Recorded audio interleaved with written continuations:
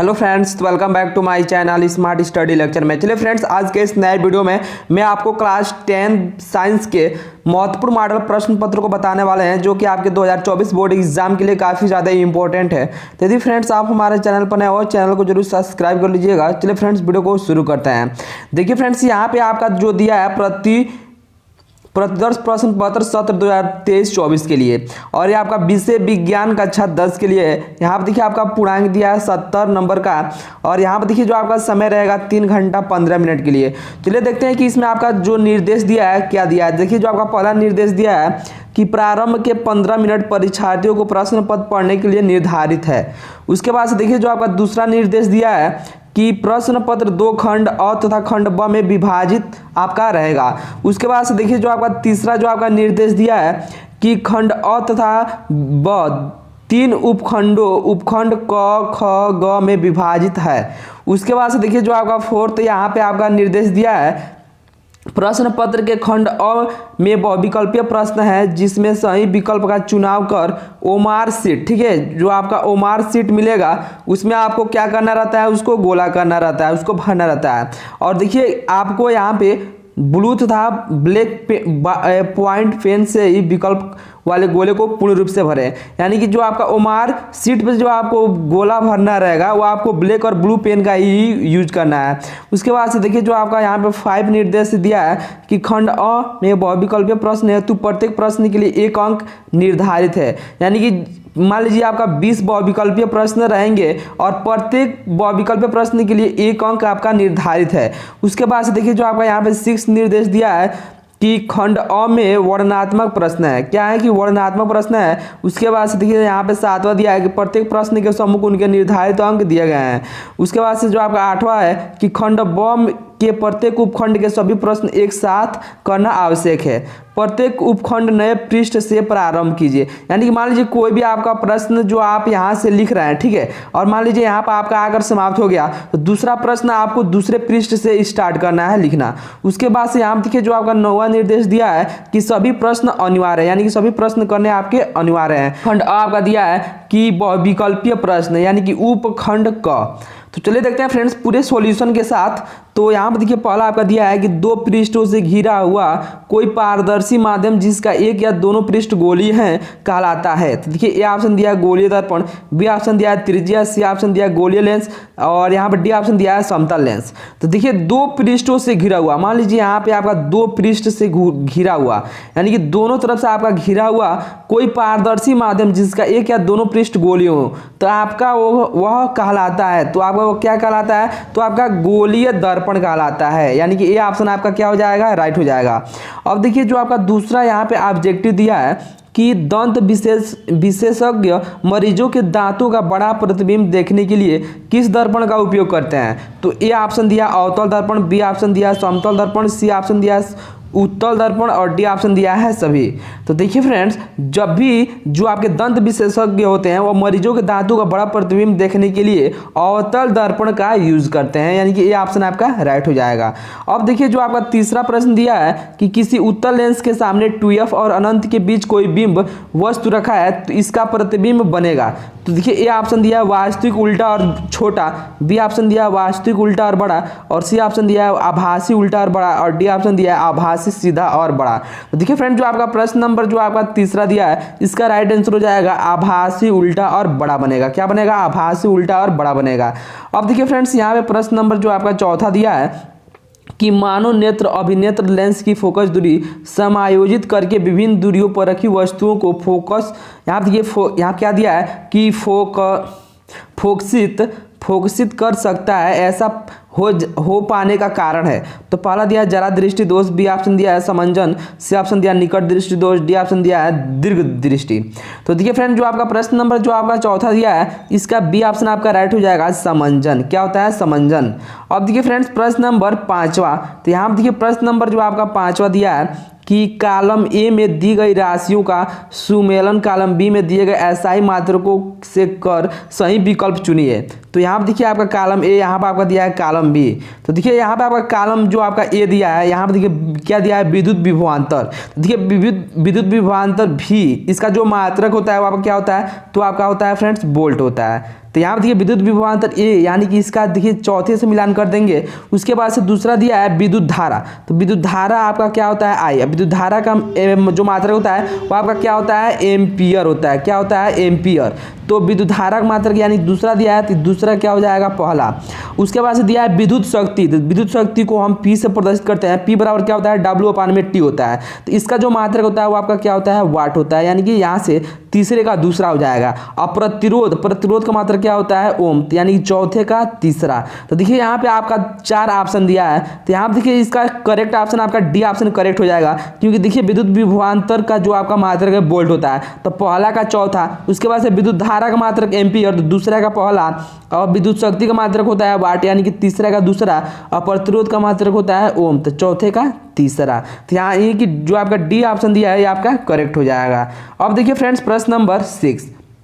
देखिए जो आपका प्रश्न नंबर 6 दिया है कि 2 चालक तार जिनके पदार्थ की लंबाई तथा व्यास समान है, यानी कि मान लीजिए 2 चालक तार, ठीक है, जिनके पदार्थ की लंबाई यानी कि जो इसका लंबाई है तथा व्यास यानी कि डी समान है, किसी परिपथ में पहले श्रेणी क्रम यानी कि पहले आपका सीरीज में है, उसके बाद से फिर पार्श्व क्रम यानी कि समांतर क्रम में, ठीक है, समायोजित किए जाते हैं, तो श्रेणी तथा पार्श्व संयोजन में उत्पन्न ऊष्माओं का अनुपात हमको बताना है Q1 Q2 का अनुपात क्या होगा। तो यहाँ पर देखिए जो आपका ए ऑप्शन दिया है 1:2, बी ऑप्शन दिया 2:1 और सी ऑप्शन दिया 1:4, डी ऑप्शन दिया है 4:1। तो देखिए फ्रेंड जो आपका क्वेश्चन नंबर जो आपका 6 दिया है इसका राइट आंसर हो जाएगा 1:4 का अनुपात होता है।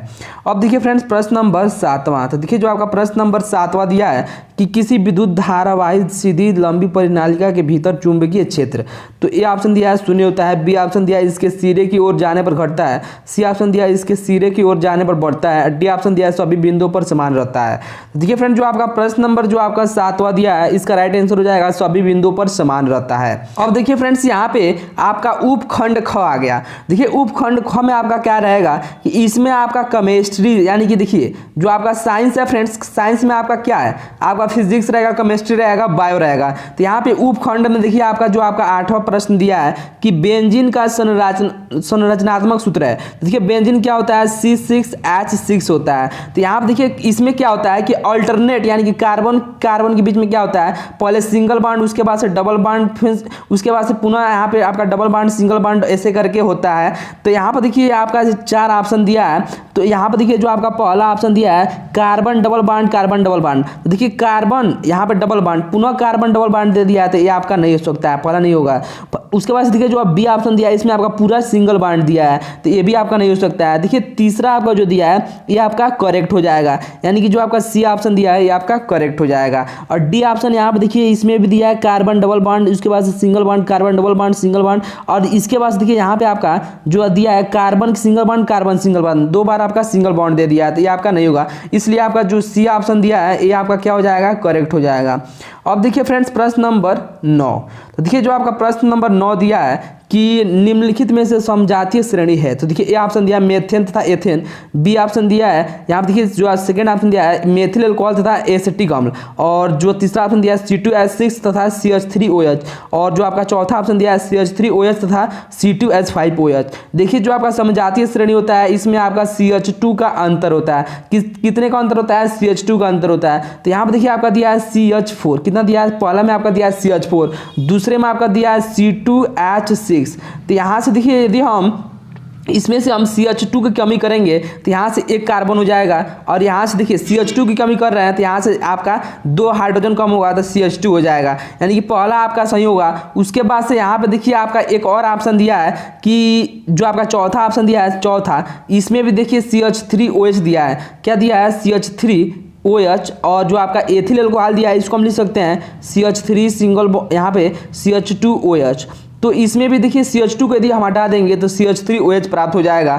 तो देखिए जो आपका यहाँ पे प्रश्न नंबर जो आपका 9वां दिया है इसका राइट आंसर क्या हो जाएगा, यानी कि पहला और चौथा। तो देखिए पहला और चौथा आपका कौन सा ऑप्शन दिया है, तो 9वें का देखिए जो आपका बी ऑप्शन दिया है यानी कि पहला एवं चौथा, तो ये आपका क्या हो जाएगा राइट हो जाएगा, यानी कि बी ऑप्शन आपका राइट हो जाएगा। अब देखिए फ्रेंड्स प्रश्न नंबर 10। देखिए जो आपका प्रश्न नंबर 10 दिया है कि पृथ्वी की भूपर्पटी में प्राकृतिक रूप से पाए जाने वाले तत्वों को यौगिक को कहते हैं। तो ए ऑप्शन दिया अयस्क, बी ऑप्शन दिया गैंग, सी ऑप्शन दिया खनिज, डी ऑप्शन दिया धातु। तो देखिए फ्रेंड जो आपका प्रश्न नंबर जो आपका 10 दिया है इसका राइट आंसर हो जाएगा खनिज। क्या हो जाएगा? खनिज।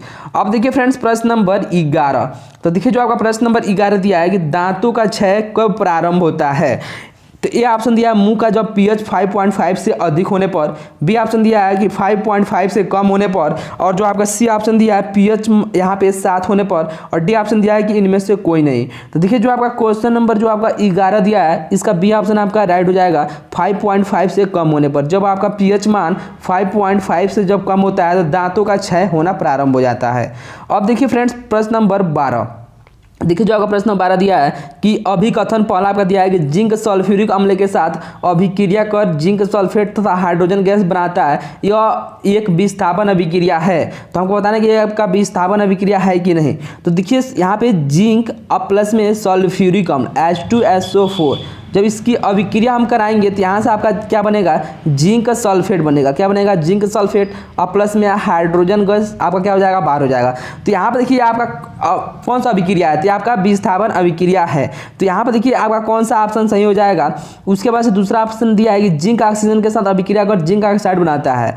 तो देखिए यहाँ पे जो आपका 12 नंबर जो आपका क्वेश्चन दिया है इसका सी ऑप्शन आपका राइट हो जाएगा कि अभिकथन पहला जो दिया है सही है, परंतु दूसरा क्या है जो आपका कथन है वो आपका गलत कथन है, क्योंकि यहाँ पर देखिए जिंक ऑक्सीजन के साथ अभिक्रिया कर जिंक ऑक्साइड बनाता है, तो आपका गलत है। यानी कि जो आपका सी ऑप्शन दिया है आपका राइट हो जाएगा।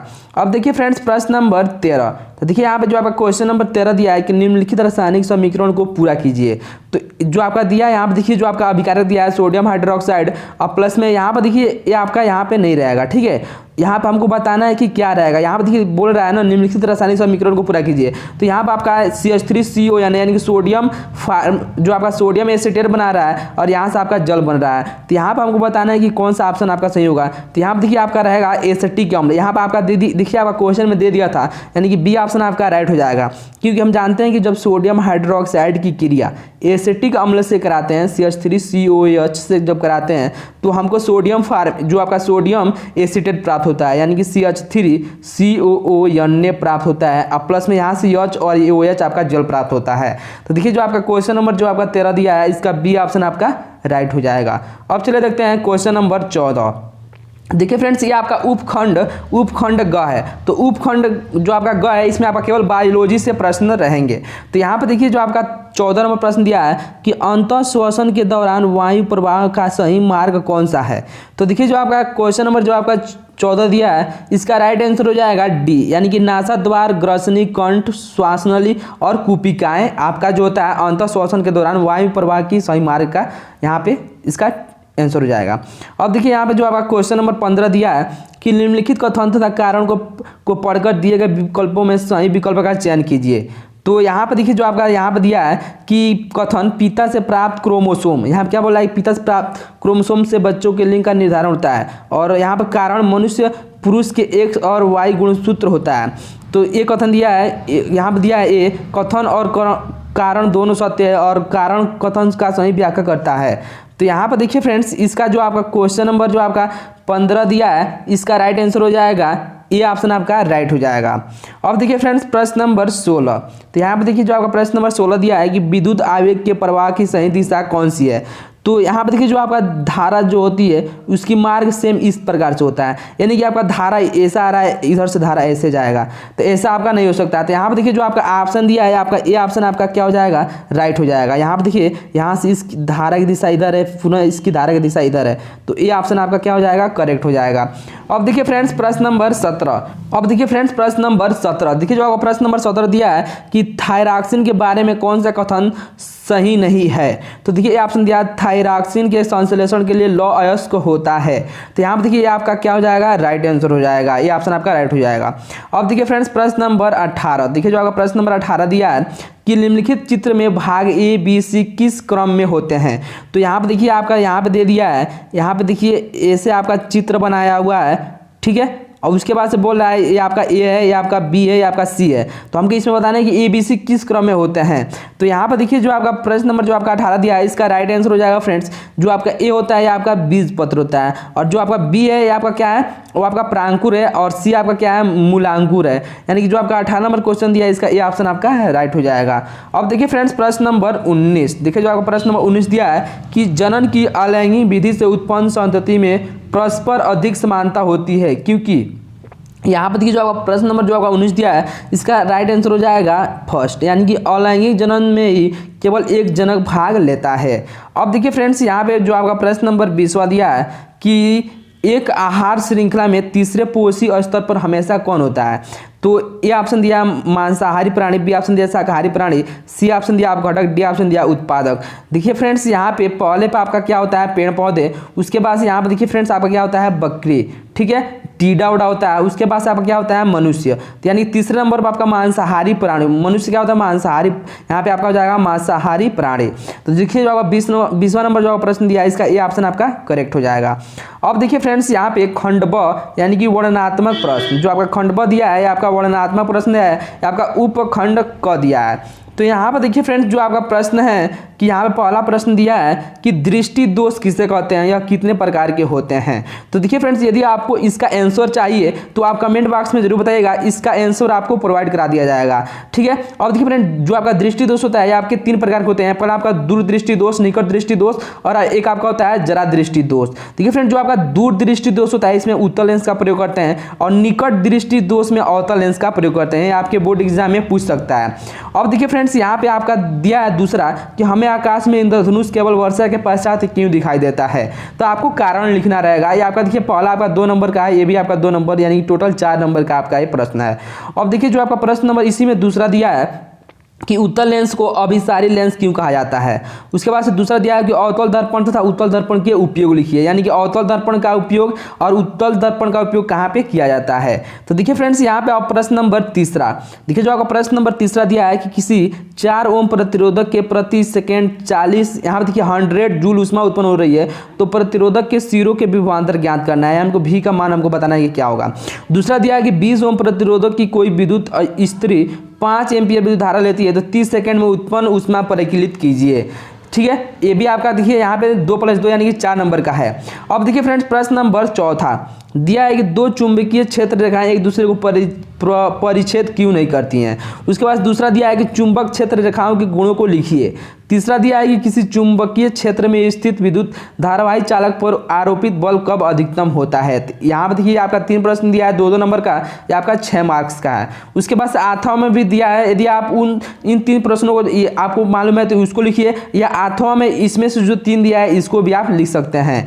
अब देखिए फ्रेंड्स उपखंड यहाँ पे ख दिया है कि उपखंड ख में दिया प्रश्न नंबर 5वां कि निम्नलिखित अभिक्रिया के लिए संतुलित समीकरण लिखिए। तो ये ऑप्शन दिया है तनु सल्फ्यूरिक अम्ल दानेदार जिंक के साथ अभिक्रिया करता है, यानी कि तनु सल्फ्यूरिक अम्ल जो आपका होता है H2SO4 वो आपका दानेदार जिंक के साथ जब अभिक्रिया करता है तो आपका जिंक सल्फेट बनाता है। क्या बनाता है, जिंक सल्फेट प्लस में H2 बनाता है। अब देखिए फ्रेंड्स यहाँ पे इसको हमको क्या करना है कि समीकरण को संतुलित करना रहेगा, यानी कि यहाँ पर देखिए आपका 4 नंबर का है, एक यानी 4 प्रश्न दिया है 1-1 नंबर का। अब देखिए प्रश्न नंबर यहाँ पे 6 जो दिया है कि निम्नलिखित का कारण बताइए। तो ये ऑप्शन जो आपका दिया है प्लेटिनम सोना एवं चांदी का उपयोग आभूषण बनाने के लिए किया जाता है। दूसरा दिया है निष्कर्षण प्रक्रम में कार्बोनेट एवं सल्फाइड और इसको ऑक्साइड में परिवर्तित किया जाता है। और प्रश्न नंबर 7वां दिया है कि संयोजी आबंध किसे कहते हैं। संयोजी आबंध के 2 लक्षणों को लिखिए। अब देखिए फ्रेंड्स यहाँ पे जो आपका प्रश्न नंबर 7वें में जो दूसरा दिया है कि निम्नलिखित के IUPAC नेम लिखिए। देखिए IUPAC मतलब क्या होता है कि international union of pure and applied chemistry होता है। तो यहाँ पर आपका देखिए दिया है CH3 CH2 CHO। तो यहाँ देखिए एल्डिहाइड समूह दिया है CHO। तो यहाँ देखिए 1 2 3 कार्बन दिया है, तो मेथ एथ प्रोपेनॉल हो जाएगा, यानी कि एल्डिहाइड में ऑल होता है तो प्रोपेनॉल हो जाएगा। और बी ऑप्शन दिया है CH3 COCH3। तो CO क्या होता है, कीटोन समूह होता है। तो देखिए यहाँ पे 1 2 3 कार्बन दिया था, आपका प्रोपेनोन हो जाएगा, यानी CH3 COCH3 प्रोपेनोन हो जाएगा। अब देखिए फ्रेंड्स यहाँ पे दूसरा जो आपका प्रश्न दिया है इसी में कि कठोर जल को साबुन से उपचारित करने पर झाग के निर्माण को समझाइए, यानी कि आपका 6 नंबर का दिया हुआ है। अब देखिए फ्रेंड्स इसी में 8वां में आपका दिया हुआ है प्रश्न में कि निम्नलिखित पर टिप्पणी लिखिए। पहला आपका दिया है विकृत गंधिता, उसके बाद से रेडाक्स अभिक्रिया, स्टिरीकरण अभिक्रिया, ये भी आपका 6 मार्क्स का दिया है। अब देखिए फ्रेंड्स आपका उपखंड ग, देखिए फ्रेंड्स जो आपका उपखंड ग में दिया है, देखिए जो आपका प्रश्न नंबर 8वां दिया है कि जैव निम्नीकरण और जैव निम्नीकरणीय पदार्थों के बीच अंतर बताइए, इनके उदाहरण दीजिए। उसके बाद प्रश्न नंबर 9 दिया है कि निम्नलिखित चित्र में अंतःस्रावी ग्रंथियों को नामांकित कीजिए। अब देखिए फ्रेंड्स यहाँ पे जो आपका प्रश्न नंबर 10 दिया है, यहाँ पे आप इसको नोट कर लीजिएगा या स्क्रीनशॉट कर लीजिएगा। निम्नलिखित गद्यांश को पढ़कर प्रश्नों के उत्तर दीजिए, ठीक है। तो यहाँ पे देखिए पहला दिया लिंग निर्धारण वंशागत कैसे हो सकता है, दूसरा दिया मानव में बच्चे का लिंग निर्धारण कैसे होता है। अब देखिए फ्रेंड्स प्रश्न नंबर 11, देखिए जो आपका प्रश्न नंबर 11 दिया है कि मानव आहार नाल का आरेख बनाइए और उसमें निम्नलिखित भागों को नामांकित कीजिए, मुख, ग्रसिका, आमाशय तथा छोटी आंत, और यह आंतों में आपका एक प्रश्न दिया है। तो चलिए फ्रेंड्स आज के इस वीडियो में मैंने आपको क्लास 10th का साइंस का जो आपका मॉडल पेपर है उसको मैंने बताया है। तो यदि फ्रेंड्स वीडियो आपको अच्छा लगा हो तो चैनल को जरूर सब्सक्राइब कर लीजिएगा। Thank you.